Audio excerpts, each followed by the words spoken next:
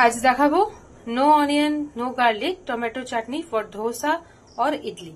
তার জন্য আমাদের লাগছে টমেটো, তেঁতুলের পাল্প, কারি পাতা, সরষে, শুকনো লঙ্কা, গোটা জিরে, অড়হর ডাল, ছোলার ডাল আর রিফাইন্ড অয়েল গরম করে নিয়েছি। এবার ওর মধ্যে দিয়ে দেব গোটা জিরে ফোড়নে।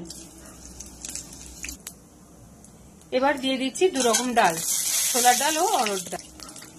একটু নেড়ে নেব। ওরই মধ্যে এবার দিয়ে দেবো গোটা শুকনো লঙ্কাগুলো, দিয়ে ভালো করে নেড়ে চেড়ে ভেজে নেব।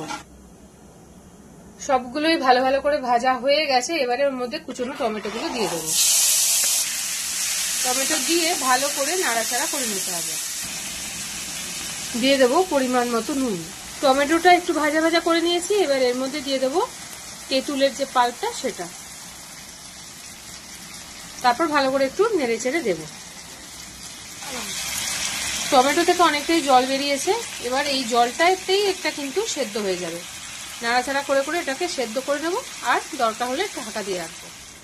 মশলাটাকে ঠান্ডা করে নেব, তারপর আমরা এটা ব্লেন্ডারে দিয়ে আর ভালো করে ব্লেন্ড করে নেব।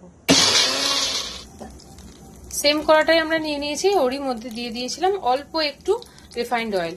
এবার যে পিউরেটা আমরা করে রাখলাম সেটাকে এর মধ্যে ঢেলে দেব।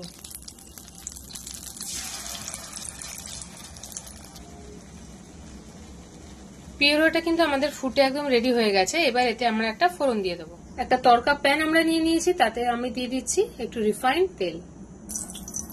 তেলটা গরম হয়ে গেছে। এবার কারি পাতা আর সর্ষেটা ওতে ফোড়ন দিয়ে দিলাম।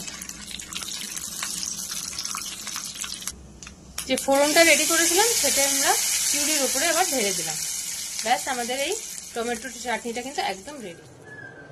এই টমেটোর চাটনিটা কিন্তু আমাদের একদম রেডি হয়ে গেছে, এবং আপনারা এটাকে সার্ভ করুন ইডলি, ধোসা সবকিছুর সঙ্গে কিন্তু এটাকে সার্ভ করতে পারবেন। কেমন লাগলো রেসিপিটা জানাতে কিন্তু একদমই ভুলবেন না।